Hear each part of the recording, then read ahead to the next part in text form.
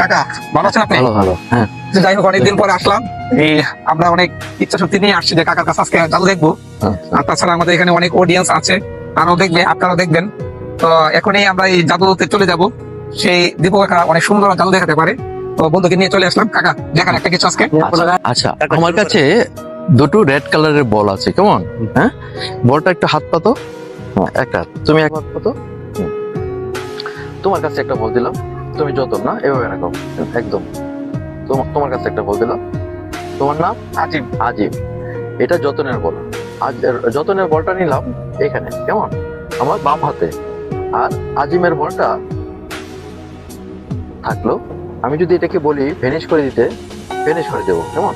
1 2 3, এই যে ভ্যানিশ হয়ে গেছে। ও, ভ্যানিশ হয় নাই? আচ্ছা আচ্ছা, ঠিক আছে। এটা যতনের বল। যতনের বলটা দিলাম আজিমের কাছে, আজিমের বলটা দিলাম যতনের কাছে, কেমন? এখন আমি কি করলাম? এটা কার বল ছিল? এটা আমার বল ছিল। যতনের বল ছিল। যতনের বলটা নিলাম, আমি এই হাতে রাখলাম। আর এটা কার বল? এটা হচ্ছে আমার বল। আজিমের বল। মুট করো একদম, হ্যাঁ এরকম করো।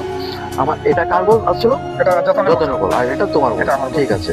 তুমি, আমি যদি এদিকে আস্তে আস্তে পাঁচ করি, দেখা গেল তোমার ভিতরে এটা চলে যেতে পারে।